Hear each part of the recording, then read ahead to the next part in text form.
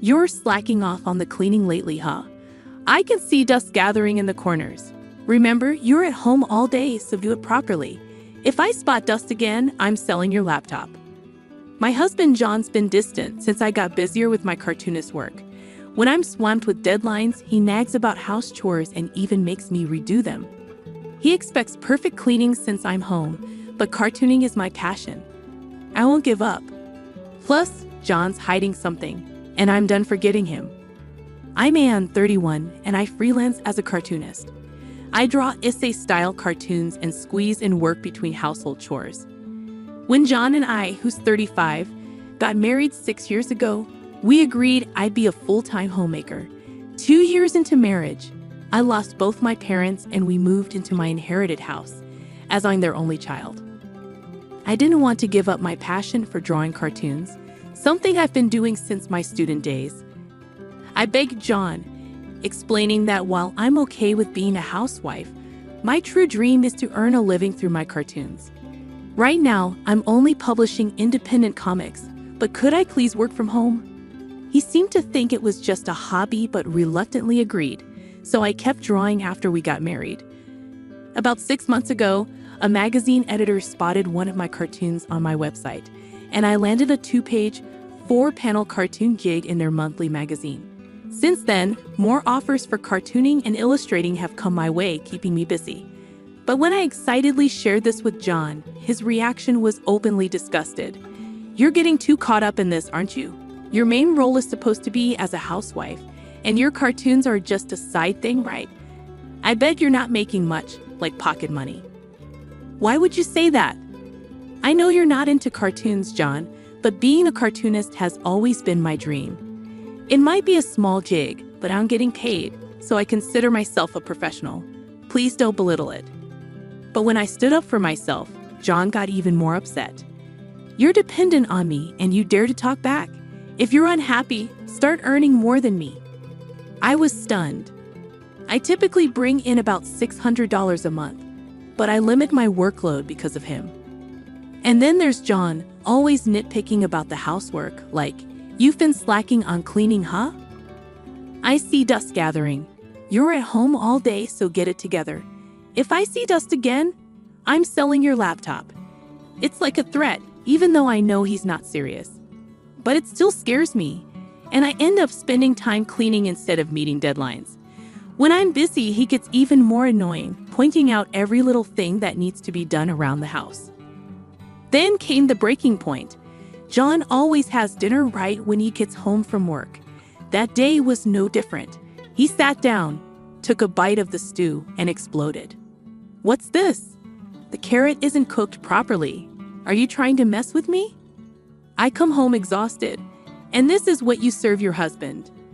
I had been lost in my thoughts after meeting a deadline when John's sudden outburst snapped me back to reality.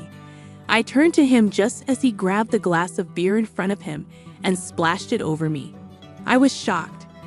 I never imagined I'd have beer thrown at me. The surprise hit me hard because I never saw it coming. I'm sorry. I must have been distracted while cooking. The rest of the meal should be fine, so you can just ignore the carrot. Midway through cooking, I realized I forgot to add the carrots.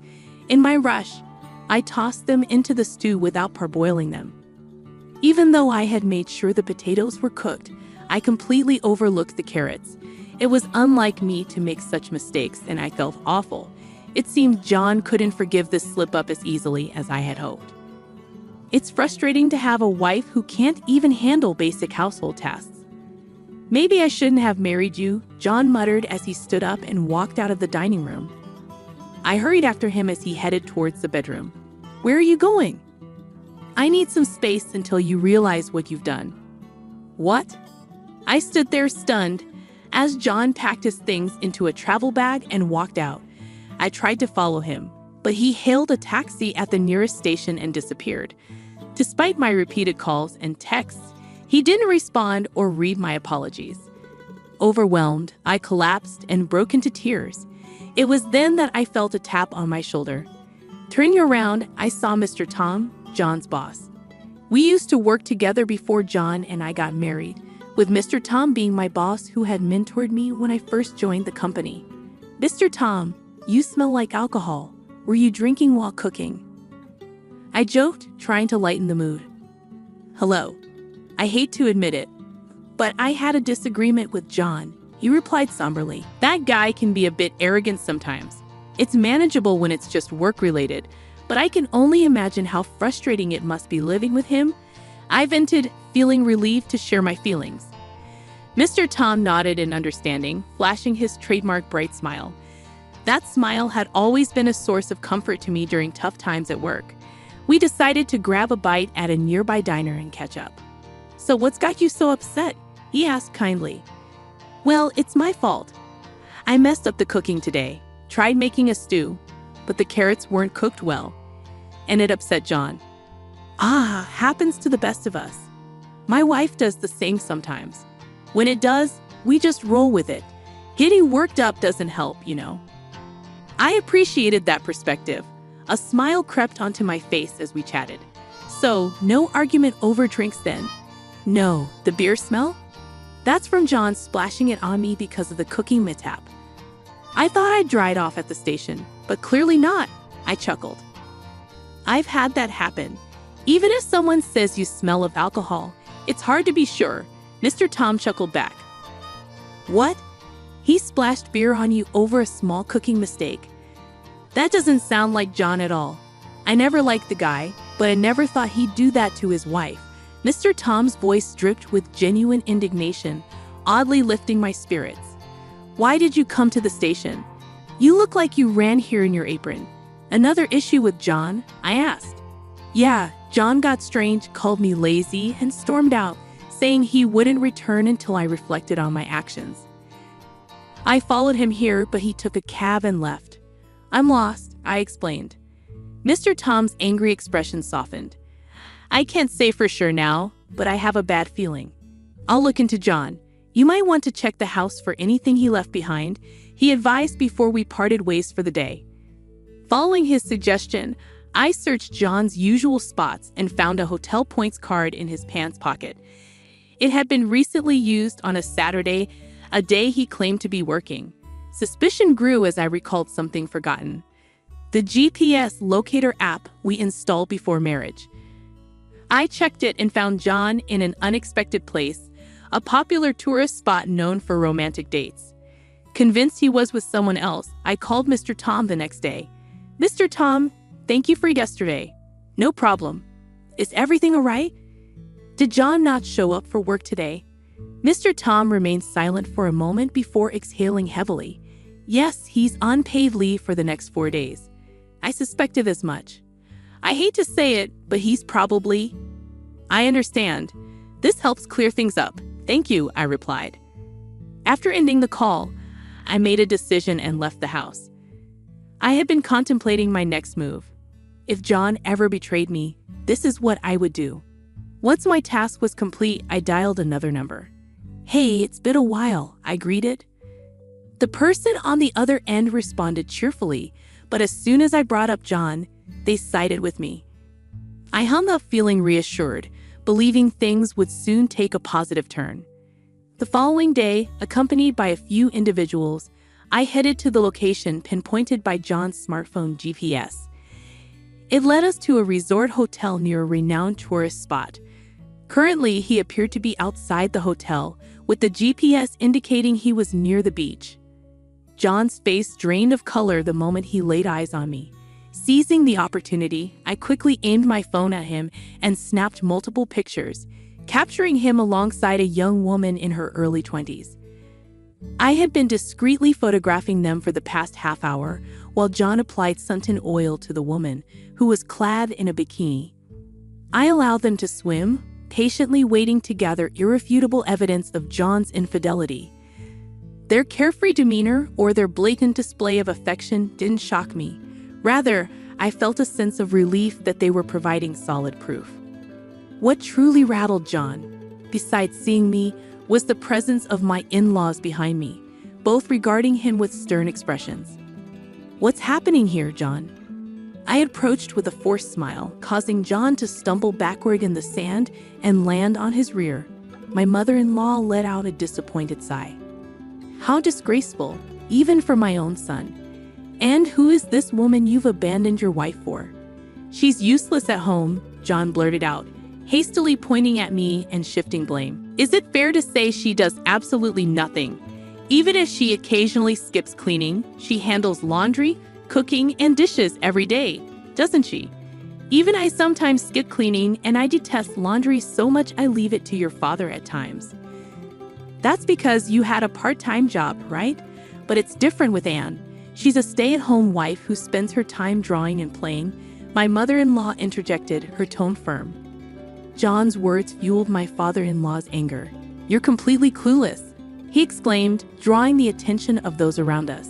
Some even seemed ready to capture the scene with their smartphone cameras. Why don't we continue this discussion in a more appropriate setting? I suggested, and everyone agreed. My in-laws and I headed to a nearby restaurant where John and the woman he was cheating with changed from their swimsuits into casual clothes and joined us. Once seated, we listened to John's explanation. I wanted Anne to be a stay-at-home wife, but she picked up this useless hobby of drawing cartoons and neglected her housework. When she refuses to obey me, it's only natural for me to seek a replacement wife, John declared. Mary was quick to respond. Wait, that's different from what you told me. You said you were troubled because of a stalker at your house, and you wanted to escape that reality for a while. I suggested going to the police, but you assured me the stalker would be caught soon. I wouldn't have gone out with you if I knew you had a wife, Mary sobbed, her distress evident. It turned out she was a college student who had met John on a dating app. Attracted to an older man, she agreed to date him, only to realize she had been deceived. I'm really sorry.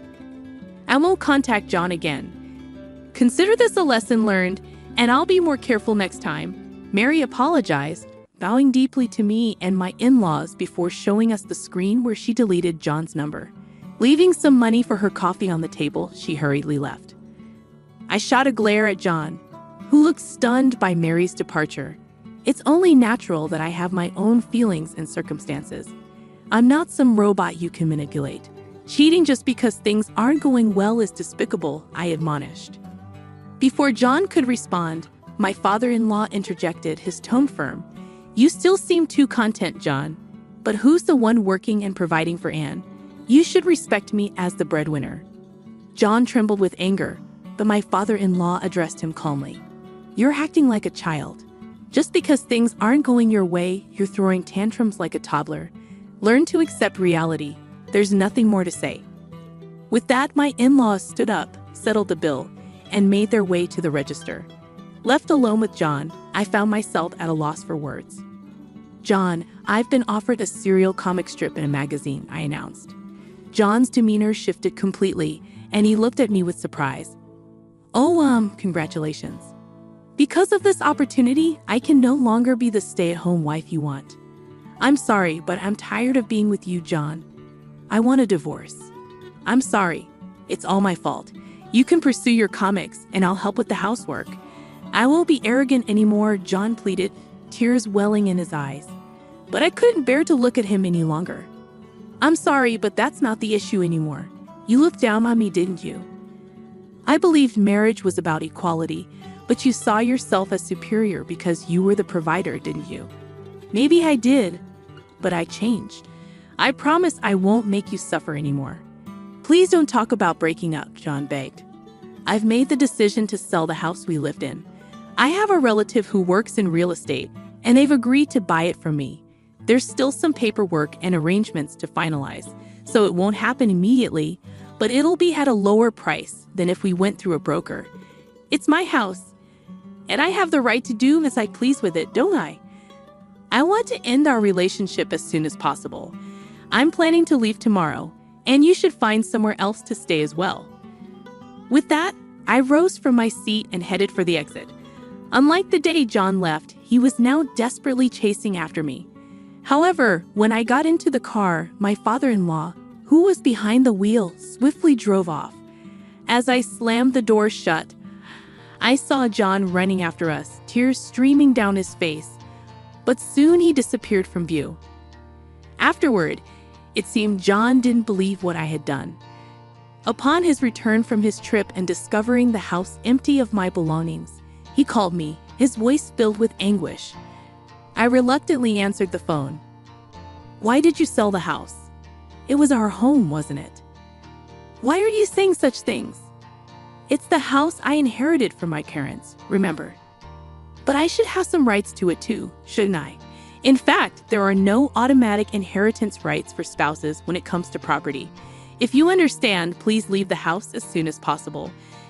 Expect a call from the lawyer regarding alimony and divorce. Don't try to avoid it, okay?" I stated firmly before ending the call. Later, it seemed that John faced criticism from Mr. Tom for taking paid leave to go on a trip with his mistress. While there was no requirement to disclose the reason for taking time off, he was interrogated for betraying his wife. John faced difficulties at work, feeling ostracized by his colleagues and uncomfortable every day. Additionally, his in-laws had cut ties with him. John attempted to return to his in-laws' house, but they turned him away. After paying alimony, John depleted his savings and began accumulating debt. He now resides alone in a modest apartment, struggling to manage household tasks and leading a chaotic life.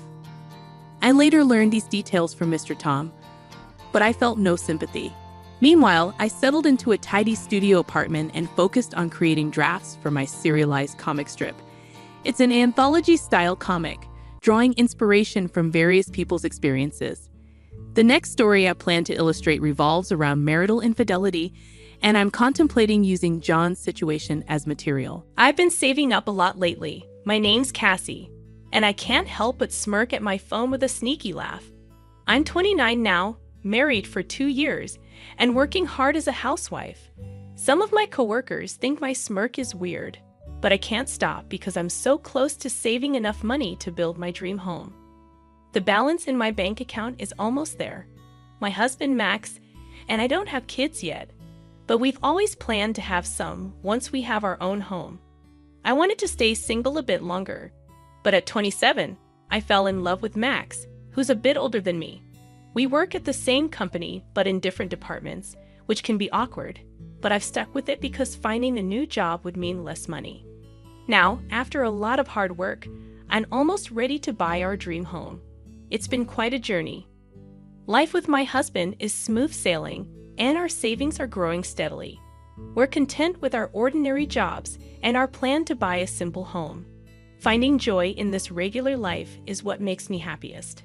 But there's one big hiccup, my relationship with my in-laws. It's the toughest part of being married. When I come home from work to our small rented apartment, seeing my in-laws' shoes at the door instantly drains me. They seem to be here again today. I let out a heavy sigh. I'm home. Oh, you're back. The one who responds isn't my husband, Max, but my mother-in-law, comfortably seated on our cramped sofa. Good evening. Do you always come home this late? Our in-laws live just 3 train stops away, which is too close for comfort. That's why my mother-in-law often drops by without considering the inconvenience. You're home late again. What about Max's dinner? This happens too often. No sympathy for my long work hours, just complaints from my mother-in-law. I'm sorry, work was hectic. I'll cook something now. Max has been home for a while. Cassie, aren't you a bit inefficient? Even though Max and I work at the same company, our jobs are very different. Max rarely has overtime in his department, but he earns less. My department, however, is crucial to the company, often requiring me to work late. That's why I earn the highest salary in the company. I never bring this up myself, and I wish Max would, but maybe his pride gets in the way. He never speaks up. Right now, he's just quietly drinking his tea. Even though we both work, I feel like Max could pitch in a bit with the housework, but he steadfastly avoids it. Whether it's shopping, laundry, cleaning, preparing the bath, or cooking. When he gets home from work, he's either glued to the TV or absorbed in his phone. Oblivious to all this, my mother-in-law, as usual, came over to criticize me today. It's okay. I already had dinner with Max. Oh, you've eaten? We had some amazing sushi. I decided to treat Max to something nice for a change. I see. I was taken aback when I heard the name of the sushi restaurant. Isn't that an upscale place? Though surprised, since my mother-in-law footed the bill, I decided to let it slide and started heading to the kitchen to make my own dinner. But my mother-in-law stopped me. Cassie, I hate to ask, but could you do me a favor? I'm a bit short on cash this month. Could you lend me some? Just as I suspected, my mother-in-law often asks for money like this. I wanted to say, hold on a second. That doesn't seem right. You went to a fancy sushi restaurant, didn't you? And last month, you said you were struggling and begged for money. I reluctantly gave you $300, even though we're also tight on cash. And the month before that, and the one before that. Aren't you being a bit careless? But I held back and managed a strained smile. I'm sorry, we're all having a tough time this month. Can't you do anything for your struggling parents? You're the cold one, not me. Who's really cold here? Your son, who neglects his duties at home, leaves his wife alone, and goes out to eat sushi. Seems pretty cold to me. Finally, my husband Max chimed in. Cassie's mom is in a tough spot. Can't you lend her a hand? Oh, so we're really struggling this month, huh? Well, Mom, I'll help you out. Max sighed and pulled $500 from his wallet, handing it to his mother. Max is such a kind and wonderful son, unlike Cassie. I was stunned as my mother-in-law shot me a glare and headed for the door. I thought she was leaving, but then she turned back and glared at me again. Max, if you ever want to divorce your money-hungry wife, you're always welcome to come back home. I'll keep that in mind. With a slam, my mother-in-law left. What was that all about? I turned to Max, who was already lounging on the sofa with his phone. I confronted him. Why did you give her $500? If we have that much extra cash, why not put it towards our household expenses? I had my reasons for asking. While Max pays the rent for this apartment, that's the extent of his contributions. I cover all the bills like utilities, phone, groceries, and other expenses because Max refuses to chip in. What do you mean? I pay the rent, don't I? You expect more than just that. You're so greedy. That's Max's usual way of avoiding financial responsibility. I'm taking care of everything else, including the phone bill you're holding. It's understandable you earn more, but I only make a bit more than your salary. We're barely making ends meet with our expenses and savings. Oh, you have enough to save? Then you should be fine. Suddenly, he reached out his hand when I mentioned savings. What's this for? I gave my mom $500, and now I'm broke. Can you lend me some cash? What? Seriously? This is unbelievable. Despite keeping almost all of his salary except for rent, Max always claims he's short on money every month. He used to justify it by saying, a man needs to socialize and entertain, and I reluctantly went along. But not today. Why should I foot the bill for you and your mom's sushi? Why am I responsible for that? It's a way to honor parents. What about me? Neither Max nor my mother-in-law ever show appreciation. It feels like I'm just a paycheck to them. And what was that about considering divorce? Exactly what it sounds like. If you keep being so tight-fisted, I might have to consider it. With that, Max locked himself in the bedroom.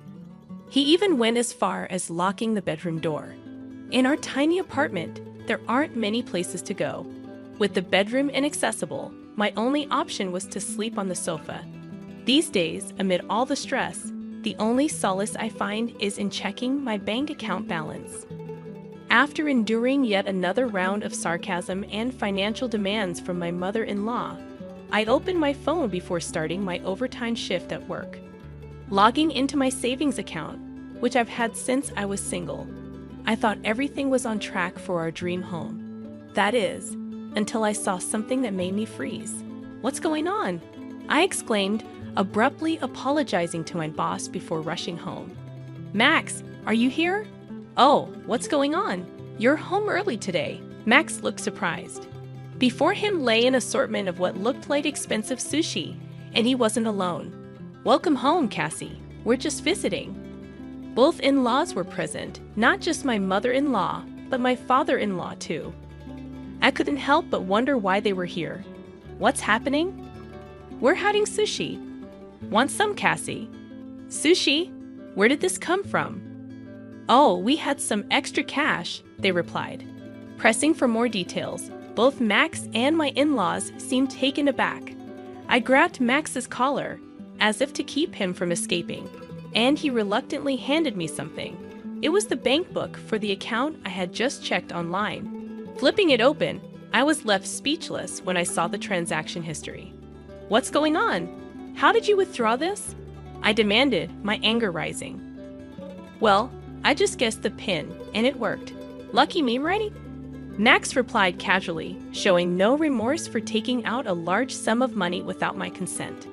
I was furious and on the verge of exploding at Max for his nonchalant attitude. How dare you take my money without asking? The funds I had diligently saved since my single days had been withdrawn without my knowledge. Come on, we're married, aren't we? What's mine is yours. Don't be so uptight. This is the savings I've worked hard for since before we got married. Give it back. Relax, Cassie. What's yours is mine, naturally, Max said dismissively. Living off Max's support while secretly saving such a large amount of money. You're so greedy, Max accused, his tone accusatory. Yeah, exactly. You should appreciate me more. Who do you think you're depending on? It's unbelievable. I feel like I'm alone in this. Don't joke around. Taking my money like this is no different from theft. Give it back. Who's joking? Max snapped, clearly startled by the accusation. Annoyed, he continued, Don't forget, I'm the one paying the rent here. And I have plenty of social obligations to fulfill. Plus, I help my parents. Right. Max is such a wonderful son.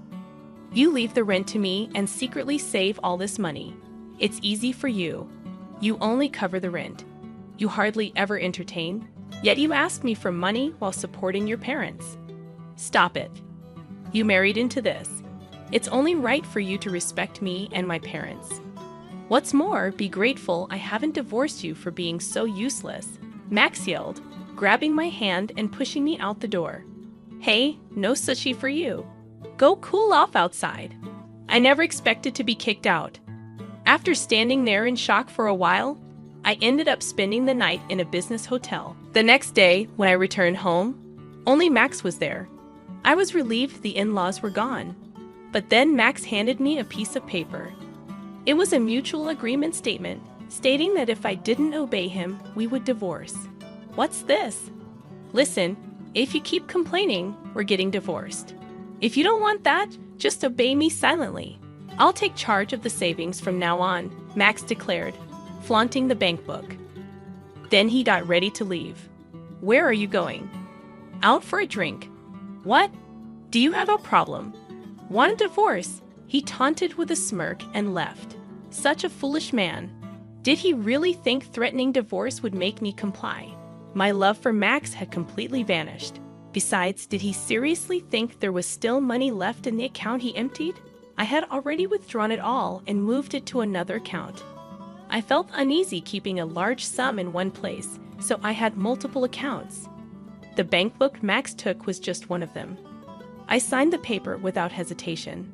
Max's attempt at a threat didn't faze me. It was exactly what I desired. Quickly, I packed my belongings and left the house. I spent another night at a business hotel, and the following day, I took a day off work to file for divorce as soon as the city office opened. Then, I headed straight to a real estate agency. The previous night, while browsing on my phone at the hotel, I stumbled upon a property that caught my attention. A newly built detached family home near the station, perfect for commuting.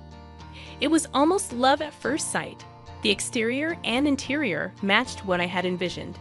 After viewing it, I made the decision to purchase the house on the spot. From then on, everything happened in a whirlwind. Staying in a business hotel until the move became too costly, so I explained my situation and stayed with a friend while getting ready for the new house. I had to start from scratch with furniture and other arrangements. Amid the whirlwind of activity, I completely forgot about my ex-husband and former in-laws. Hey, Cassie! Max's voice startled me one day when he showed up at my workplace. "Oh, right, we work at the same company." As Max loudly called my name, drawing everyone's attention, he approached me without hesitation. "Why haven't you been returning my calls?" "Oh, I didn't think they were important," I replied, remembering Max's persistent calls. I was preoccupied and didn't want the hassle, so I ignored them. "You withdrew money from the account on your own, didn't you? Stop playing around. And why haven't you come back home? Do you really want to get divorced?" "It's fine," I replied nonchalantly. "We're already divorced, and that money in the account is mine, so I can do as I please with it," I stated firmly. Max still seemed to view the word divorce as a threat. My casual response left him looking bewildered. "What a silly expression. It's almost comical. What divorce? You mean you graciously offered it to me, and I graciously accepted," I remarked. "What? I don't accept this," Max protested. "Whether you accept it or not, the divorce is final." "Oh, and I've already informed the company and completed all the necessary procedures. You might have some paperwork to handle, so make sure to report it to your boss, okay?" With that, I redirected my attention to my computer. "I'm busy." "Where are you living now? You left your belongings at the house," Max inquired. "I took what I needed. I'm comfortably settled in with new things I bought. Don't worry about me. And as for your whereabouts, that's none of your concern. This is a matter of privacy, so please refrain from prying any further," I replied firmly. With that, Max fell silent. Eventually, feeling the weight of the stares from my colleagues and boss, Max left the department without saying another word. "Cassie's been through a lot," my colleagues sympathized. The comfort of my new home was unparalleled. The scent of a freshly built house was unforgettable. It was spacious and cozy. However, having just moved in, there were still many things I needed. Today, I was anticipating the delivery of some appliances I had ordered online. Then the intercom rang.